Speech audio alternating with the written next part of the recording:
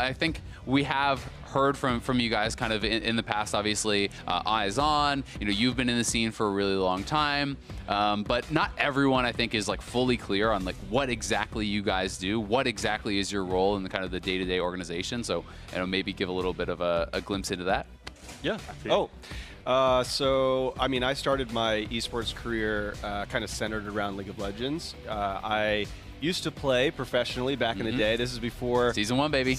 Actually, before Season 1. This is during the ESL time, where there were different tournaments around the world where you'd earn a certain amount of points, and then there was the World Finals in Hanover, and so I played in that, and yeah, I just started building the team, and then about what was it, 4 years ago, decided to take Team Curse at the time and actually merge that esports organization into Team Liquid. And Victor and I started running the company.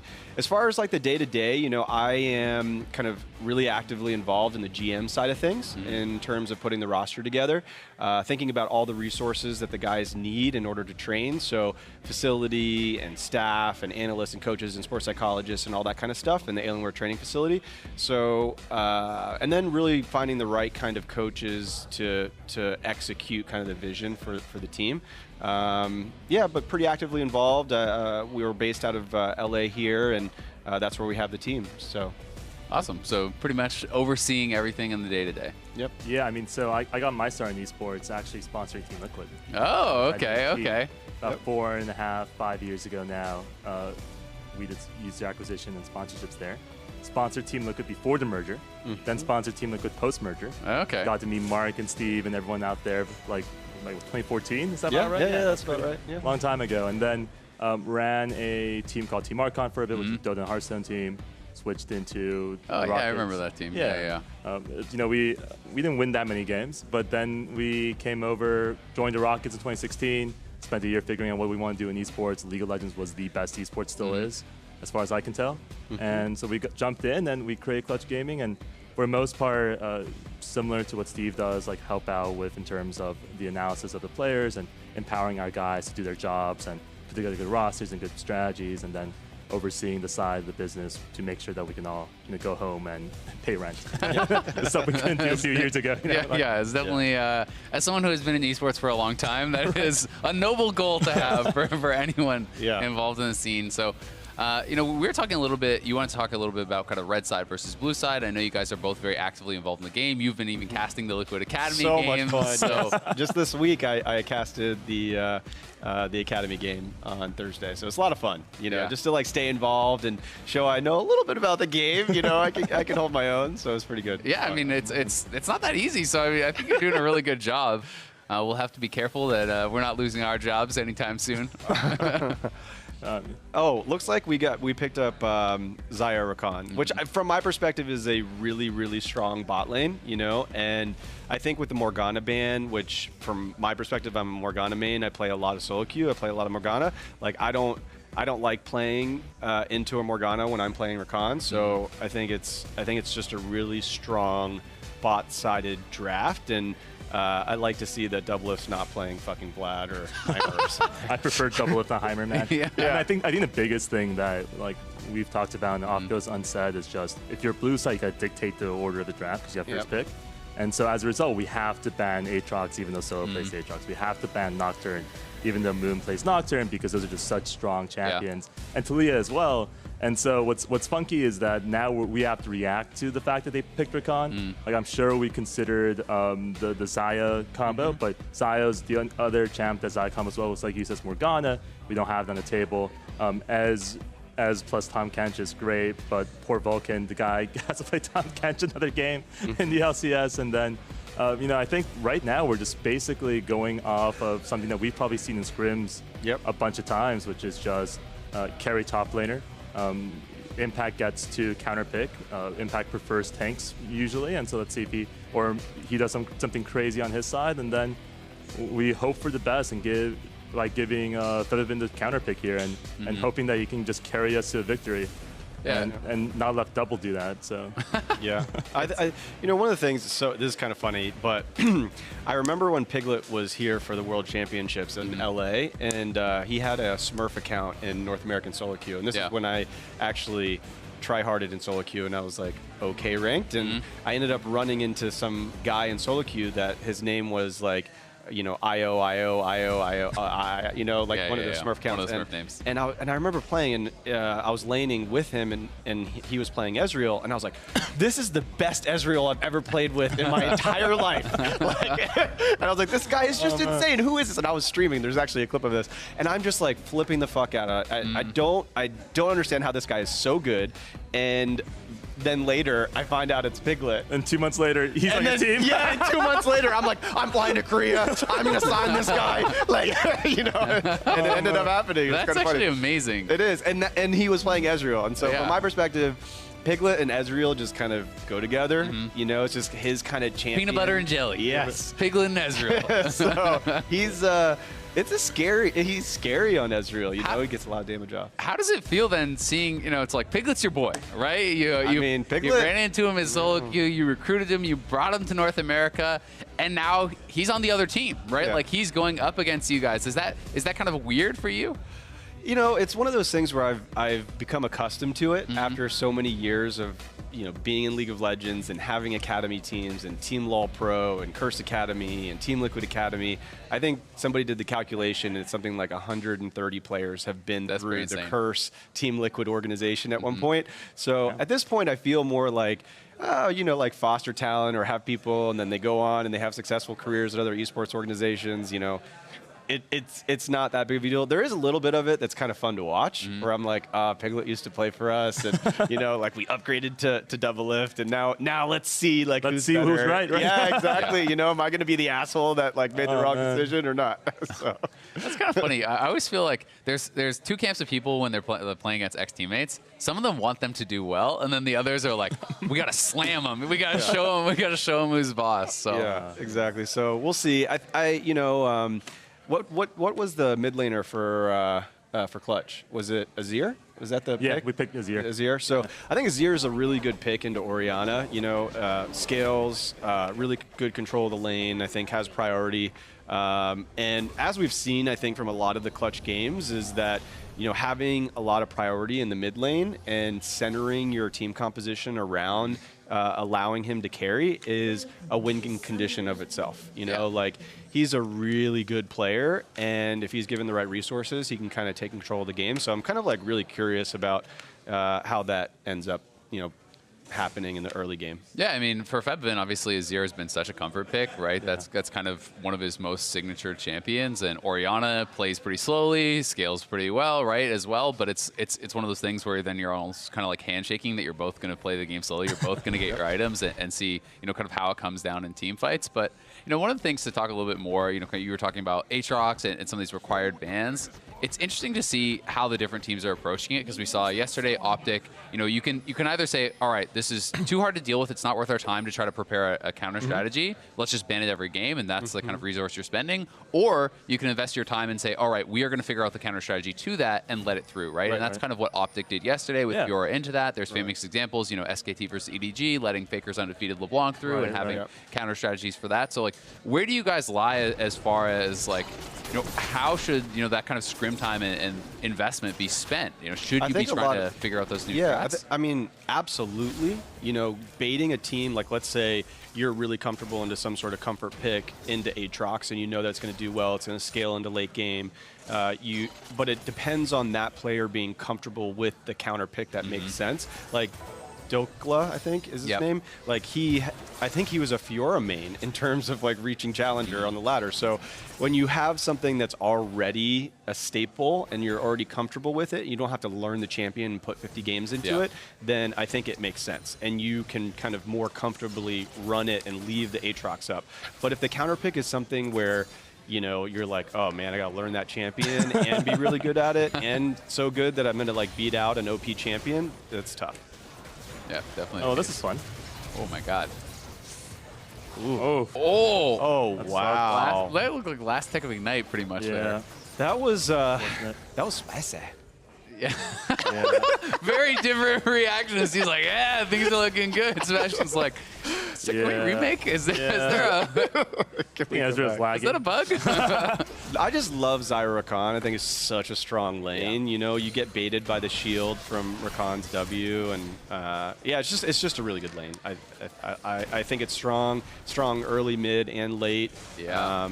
So it's just a power pick. You know, that's one of those things that you give up in exchange for banning an Aatrox, for example. So it's a lot of it is like give or take in terms of the banning strategy and how comfortable you are playing into it. Yeah, totally. I mean, it obviously works really well with Graves here too, because Graves can kind of be an aggressive invading style jungler. You can take away a lot of camps. You can kind of have priority over the Trundle too. So if you have a strong lane, that enables those junglers so much. And I think that's one of the things that sometimes goes a little bit unseen in pro play is that it's like the jungle matchup is so heavily dictated by who has priority in the lanes, right? You know, if you're playing solo queue, the lanes aren't necessarily responding to invades and you know, coming with you and actually playing around each other, but in pro play, it's such a big difference there because it's so much more coordinated. I just think that was just real quickly, that was really funny, which is that Vulcan and Piglet played enough together that Vulcan's initial reaction after eating Piglet was to step up. It wasn't to like run away. It was like, oh wait, they blew their spells. Let's go after them, right? And it's really funky in terms of you know, those are the types of like synergies we see with like Apollo and Hakuo as well. And I think those are also types of synergies you've started to see with Ole and Doublelift, where Ole plays so differently in scrims than on stage with Double. But but you know, they've started to get into a really good rhythm in terms of what they want to do and pull offs, which is fun. Oh, it looks like You got canceled. yeah, it looks like Moon's coming down here for a bot lane gank, and Ole's getting baited by the W, but Graves is here. Come on, do you have flash double lift or no? No, I think he used flash on the initial fight, so. Yeah, that's a really good gank from Moon. Yeah. You know, just to know that the flash is down. Smithy. Piglet, like, he's nearsighted, right? And he's like, we have no idea if Ole's going to engage, but like, nah, I'm just going to throw out true shots, more true shots at him. Yeah. Oh, man. It's really not too bad when you have teleport, which is kind of interesting. Yeah. You know, it kind of, the whole teleport strategy means like you can play pretty aggressive in the early game, which is really favors Piglet's play style. You know, like, hey, if I die, I'm not going to lose experience and gold from the wave. I can just give up the, you know, first blood gold or whatever. It's not as bad as it could be. That's why they're nerfing teleport, right? So. Yeah, well, it's already nerfed on this patch, and it's kind of, you know, it did have a minute longer cooldown now, and it's kind of interesting. You know, I was talking with Freak, and this is basically the weakest that teleport has ever been in like the history of the game. But people are still playing it because at the pro level, A, it's comfort, and that's like kind of how people have learned to play the game, and B, it's again so much about the coordination and knowing how to effectively use it, because teleport is pretty garbage if you don't actually use it effectively, right? But but if you have like a perfect TP flank, that can just decide a game with one summoner, and it's kind of that balancing act between, you know, you talk about, okay, well, you can take more aggressive fights because you know you have the TP as a fallback, but you also have a higher chance of winning those aggressive fights if you take the combat summoner, right? So like, you know, where is that break point is kind of hard to tell sometimes. Yeah, exactly. It must really suck to be a top laner. Every time you've figured out something cool to do, immediately someone from the other lanes are like, no, I'd rather us do this strategy instead. They're just going to TP as well. I mean, it's interesting because I think you guys picked GP on the 4, and we had counter pick on top lane, and I don't think Mundo does too well into GP, at least in the early game. Technically, GP is a like soft counter, right, to Mundo. But I mean, I think Impact is such. He's like a world-class tank player, right? Like that's why you guys picked him up. He's so good at that and that style of play, and especially with the Zyra Rakan and with the Graves. Like it's like you really want to put him on tank. So I think I give a lot of credit to our staff for like figuring out this is going to be spicy because I don't know if top laner has TP or if GP is 6 already. Yeah, but this could go coming bad as well, so they're actually going to. Ole just definitely whiffed that. Pobolter's still here, so I mean, there's chance they can push it in. Oh, come on, Eugene, get. Oh, you hate to see it happen. Thank God. Oh, Eugene. Oh, man. He got the flash. He got the flash. That's worth. Just like all those checks finally came in handy. Damn it. Yeah, you hate to see that. Yeah, you really hate to see that happen. Such a nice way of putting things. Yeah, it is. Oh, man. So, hate to see that, but, you know, pressure. Yeah. Well, yeah, I mean, it's tough, right? He did, it was flashed. It's not like he completely whiffed or anything. Yeah. So. And you guys have the wave in a really good position, so like, we're going to lose out on What's really good is that it looks like Double, is getting a pretty decent advantage in CS in the bot lane here. So with all the shenanigans and summoner spells and all the pressure and everything, really what it comes down to is how much gold you're farming. Yeah. Right? Although it's a little cut off on our screen, so I have no idea how many CS stacks that Vulcan's got to knock. Yeah. Is that 0? It adds into it anyway. Oh, okay. So like relic shield stacks and stuff will go to the person that they have been like gifted that gold, so it will show up for Piglet. Oh wow, it looks like Impact's just straight up like 1v1, yeah. That is really close. And he can kind of go a bit more aggressive because he knows GP ulted bot, right? So GP doesn't have the ult for the 1v1, but obviously things are going pretty good on top. And you guys talked a little bit about, about that pick, but it's, it is playing to the tendencies of Impact, right? Like he is most often going to default to tank play. So you can kind of pre-counter pick, or like, well, not really a true counter, but you know what I mean. You can get those advantageous matchups sometimes just by playing to a team or a player's tendencies. Yeah, absolutely. But yesterday, I mean, I think he was kind of like a little bit of the unsung hero, on GP. He played really well. He played insane. Well. Like the amount of damage he was doing in team fights and the double barrels and stuff, it was like pretty insane. So, he's really good at tanks, but he has a couple picks where he can like pull out a carry GP game. Yeah, his GP is definitely really strong, and people obviously do really look at him as a tank player, but his world championship skin is Jax, right? Yeah. Like, it's not like he hasn't played carries as well. It's not like he can't bring those out. His Gnar, everyone remembers like all the top die stuff was really based around how well he was playing on Gnar, and but that's a trade-off you make, right? And it's one of those things where if you're willing to pick Mundo because you think the champion is strong enough, that's good. But you're also picking it not only into the GP but into Trundle, which is going to make it harder for you in the late game too. Yeah. So there's like so many things that are kind of going into that. The RNG. Yeah. Piglet controls where he gets spit out by Tom Kench, right? Yeah. And he just straight up just like that's a Piglet special, man. Like he just straight up was like, yeah, I'm gonna just get spit out like towards the two of them. And it's so ballsy. What's funky is that it reminds me a lot of, I forget who it was. It's not Huni. It's who was that top laner you guys played at MSI? Who was playing for the Chinese team. Wonder? Yeah, no, the Chinese team won. I'm blanking on the name. Do you guys remember? I'm not thinking, was it Zatai or something? Or I'm not sure who you're exactly the RNG top laner? The RNG top laner. Oh, God. I should know that. It's all good, guys. But anyway, so one of the funky things that he did, I think that Impact also does super well, just like always like bluffing, like jungle pressure. And I was like, that's fun. You don't know where you are. And then we have these situations where it's nice stopwatch. Yeah, but it looks like you guys have definitely numbers here, and Pobalter has no flash or ult. So it might have been Let Me. Was it Let Me? Oh yeah. Let Me or Zatai, I think was their sub, but I don't think he actually came. I think Let Me played. Nice. Yeah, I love that where Double's like, okay, there's so many resources mid. Tom Kench just used ult. We've got to make this play. We have to do the counter play. I think that's something that Team Liquid, when we're practicing, that's always a seesaw, right? Yeah. As you're making a play, something else is happening on their side of the map, and if they fail to do that, it's inherent advantage for the team. And so to force those plays and know when you have to make them so that you're not just giving up something for nothing is kind of like thinking about the game a lot like chess. I'm going to trade my rook for the knight and all that kind of stuff. That barrel matters. Oh, crap. That was close. Wow, that was super the barrel was the biggest part about that. That was really good by Impact. Get that barrel. Yeah, there's so much of that mini game. Like the matchup depends so much on who's actually going to get the last hits on the barrel, right? Like we've seen Mundo versus GP go heavily in both champions' favor, like depending on who's playing the matchup, depending on how they actually play it. Because Mundo can win early if you get ahead and if you're actually kind of winning that barrel mini game.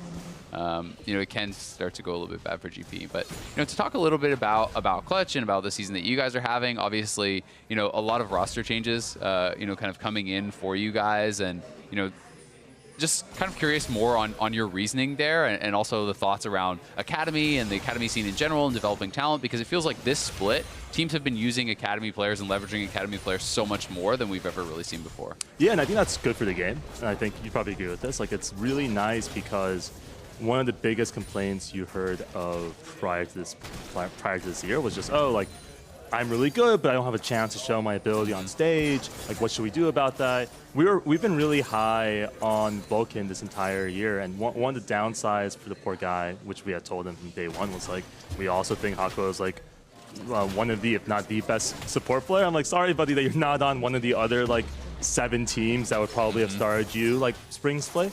And one of the things that we wanted to try out there is that we're actually a fairly straightforward team, right? Like we ran that graphic yesterday. We never ran funnel.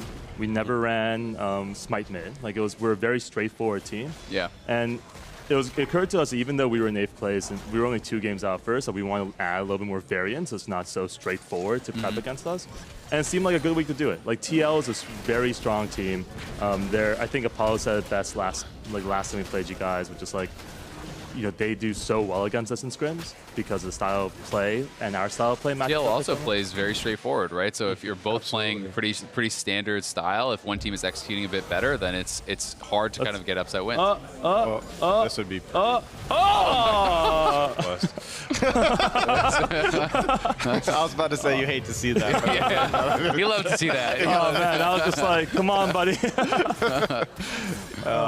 Speaking of Apollo and objective steals, right? Yeah.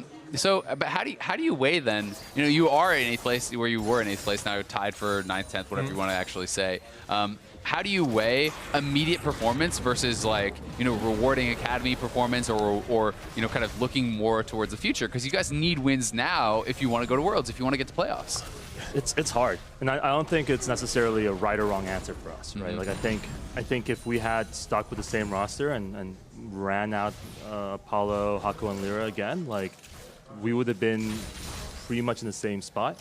One of the things I think franchising's really allowed us to do, and something that we're also thinking about actively, is like you know, looking towards the future. I mean, I think the large part of this is Vulcan for me, right? Vulcan was someone we identified in the draft for scouting grounds. Shout out to Derek Tennis for all that stuff, and he was someone that we just really want to see how he performed on stage. We want to see how he was going to react in the games, and on top of that, we didn't think at the time and still now, like the delta in terms of like how do you balance different players and different characters we can draft for these players versus like our wins and losses, right? And so completely agree. If we were in a situation where we would be relegated, like a la last year, I think we'd be far more risk averse, right? Because you have to get out of that zone. Everyone would be really stressed. In fact, everyone in this league would be really stressed about like making sure what's out there. Whereas now we're like, look, we want to be a little bit more empirically driven. We want to think about how these things interact with each other. We want to see how Max plays with Apollo in Academy, Max plays with Apollo and Hakuo, and in the LCS, we wanted to see how Febiven plays with Take with Vulcan. Yeah. And so that's one of those things where we're pretty excited about that outcome, and it's great to do, but completely agree. It's definitely a riskier strategy, and one that is costing us about a 1.8K gold deficit at 15 minutes. So let's see what happens. You're scaling. Right. You're scaling. It's fine. You have a 0. You've got late. You always have late game. You always have late game. Especially when you don't have late game. That's when you most have late game. I love like sometimes I'll listen to scrims and they're like, oh, well, we got this late game. And I'm like, no, you don't. It's like Corky, Lee Sin, Blitzcrank. It's like, we got late. Don't worry. Exactly. It's fine. We're scaling. Yeah, it's tough. I mean, just to like piggyback on that topic, you know, I'd say before there was the permanent like system for most of the teams, it was very much like you have to do anything you possibly can to avoid promotion relegation, and you are less apt to like give a rookie a chance to prove themselves.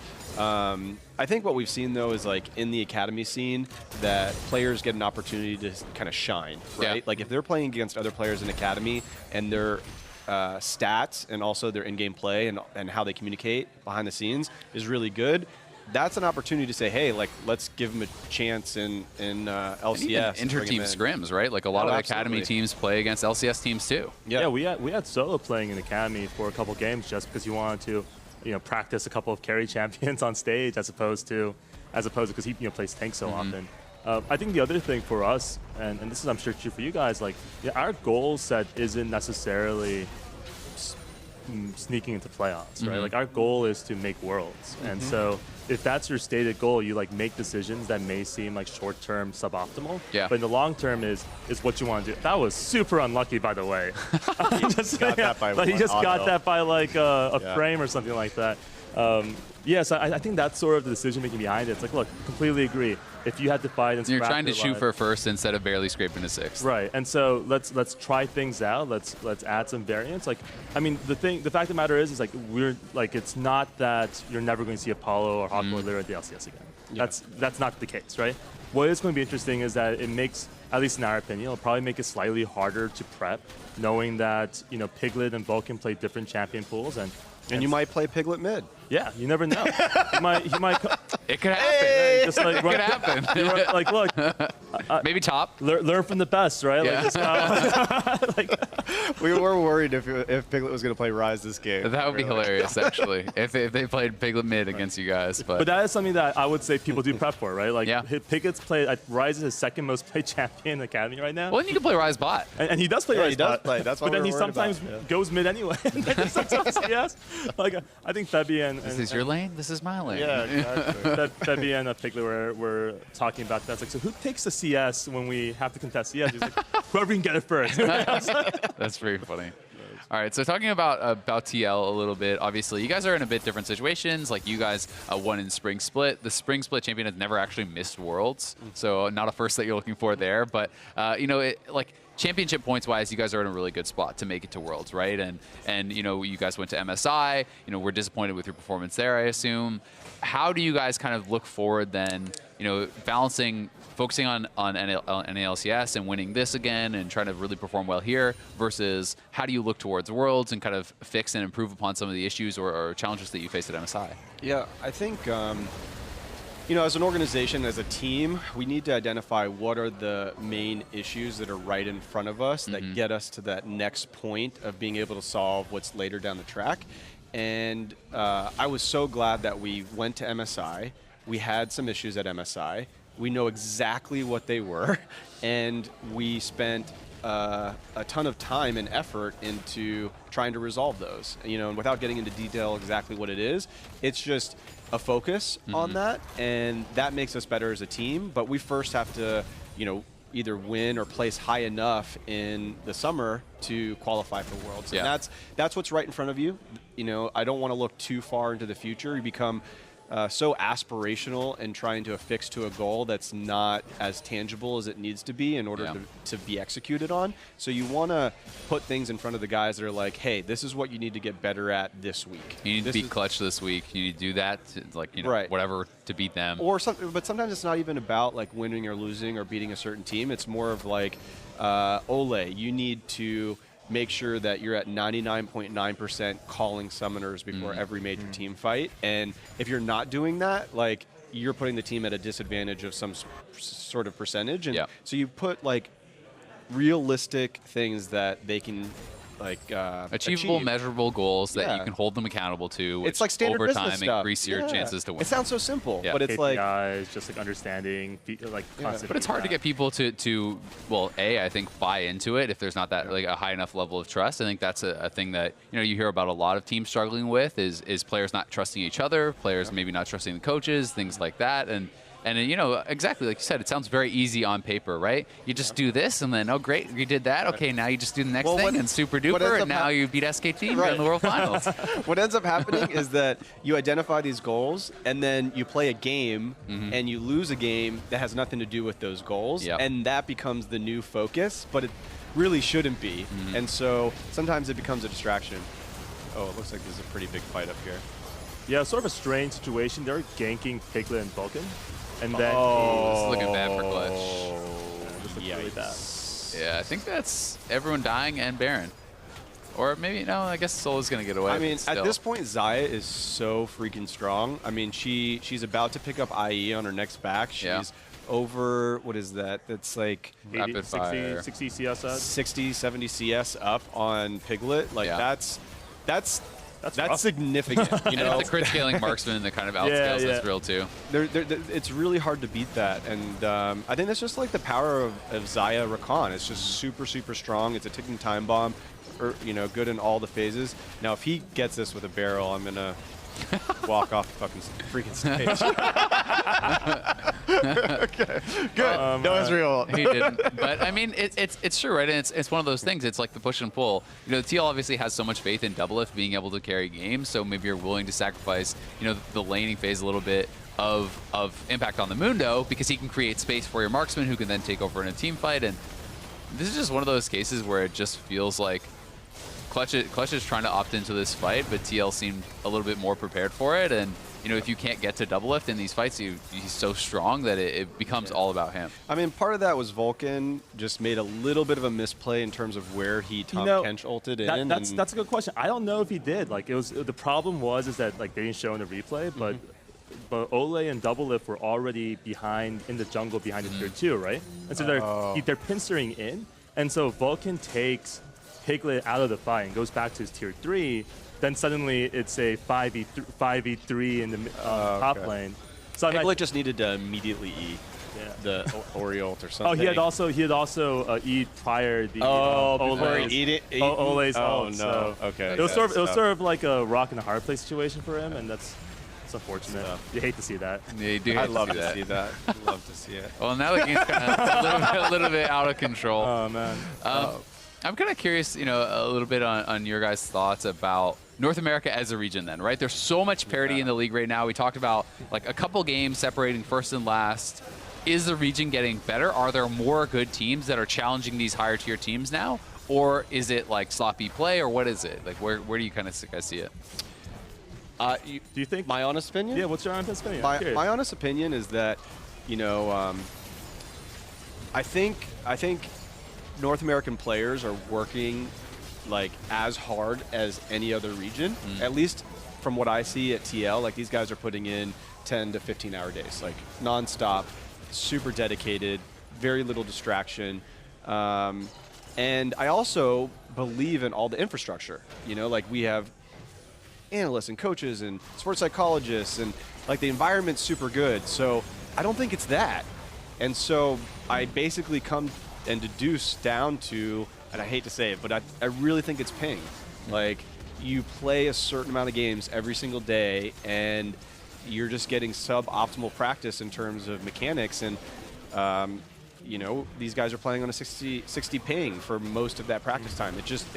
It's less effective. You're not getting, like, the kind of outplay prediction sort of stuff that you're able to do over and over. So it sounds like an excuse, but where do you I think it's a factor. Where do you land on the argument then about, like, you know, players, you know, self-organizing and maybe like playing their own games on the tournament realm and these sorts of things, like more like mix and match, you know, kind of solo queue style games, but with all the pros and the academy players and all this sort of thing? Like, should the players be doing that? If you feel, hey, that's the reason our region is worse, is that something that you think you could kind of foster and get started within TL? Yeah, I think it's a great point. I think we need to put more effort and energy into it.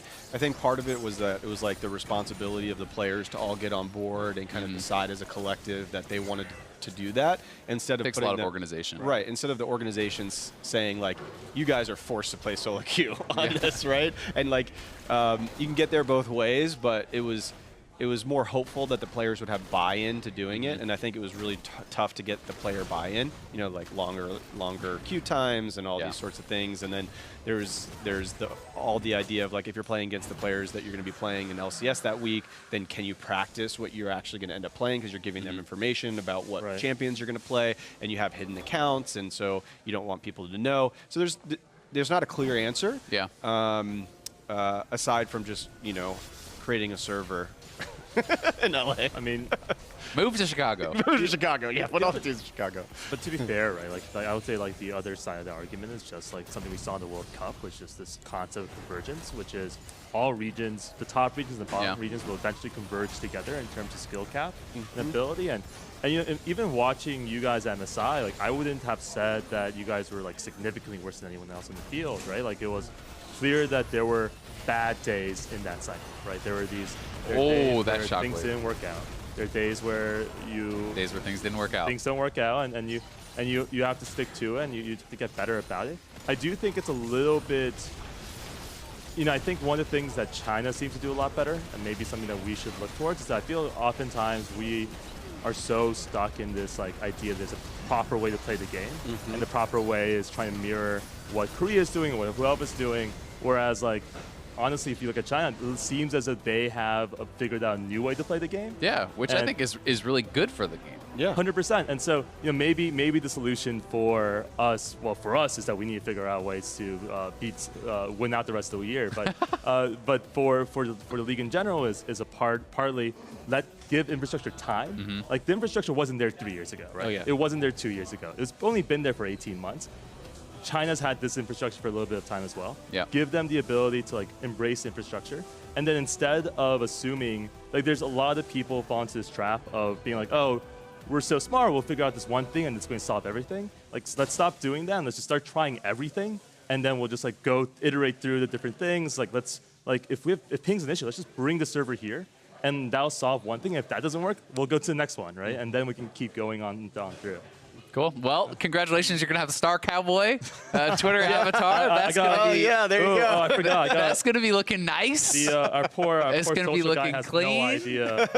We're going to need a full PNG version of that. I'm sure we will have that all sent to you. It's going to be looking good. I'm sure you're going to be raking in some new followers thanks to the sick new logo. Oh, man. I want to know who the artist is. I do too. It's him or Asa. her. Is it really? Asa Donay. Oh, well. Nice. We gotta get the handle and you gotta get full credit, right? Like that's the Twitter way. There you go. Give full credit you gotta give the artist credit, right? I mean, he's gonna be wanting to get some commissions, you know, from the other teams. We'll have to buy out the rights. Yeah. To print on a shirt. Right? What do you think it'll look better? Do you think you should slap it in the middle of the logo or just have it as himself? Because he can be that star. He can be the Star Cowboy. He can just be there in the middle. There you go. Yeah, with That's the little whip better. and the gun, you know? Like, I like the idea of, you know, maybe having one of our managers dressing up as a mascot for one of these weekends. I think they would look great. Romaine. Oh, there it is. Just in case you forgot what it looked like. Oh, yeah, I mean, look. You're gonna have nightmares about this thing. I was gonna say, it looks a lot better this time around than I did before the game. It's winking at you. Oh, man. The cowboy hat it's looking risky. It could fall off at any time. You know, it's tottering a little bit. It's tottering. Yeah. Some programmatic way to make sure it's exactly 24 hours and not a second more and second less. Yeah. You can bring in the mascot as Kobe doing some. I don't even know what that was, but he's going by. He's staying limber. That's the free dance. He's staying limber. He's getting ready to cast and. You already have the TL mascot. You just got to bring the horse. Yeah, we just got to bring the horse. There exactly. So bring a horse to the LCS. Please. Oh my gosh, can you just imagine? Just have the team riding in horses. Like come into the LCS, flashing lights everywhere with a horse. Okay, maybe we should do that if we make it to the finals. Yeah, you should go march down the red carpet, Steve on a horse. I love that. Yeah, it's going to be looking good. It's going to be looking good. Well, thank you very much, guys. Thank you for having us here. This was a lot of fun. For coming out. Yeah, it was great to talk and get some more insight with you. And you guys were, I think, very insightful, very analytical. You did a great job. And thank you to everyone for watching. And thanks, next guys. week, we have another lounge coming up, I believe, off the top of my head. Okay, well, I don't have to do it off the top of my head. It is Freak, JJ, and Wild Turtle. That is going to be Sunday, August 4th during Echo Fox versus TSM, so that should be a good one. JJ been doing really well with FlyQuest since he came in. They're 5-2 since he came in.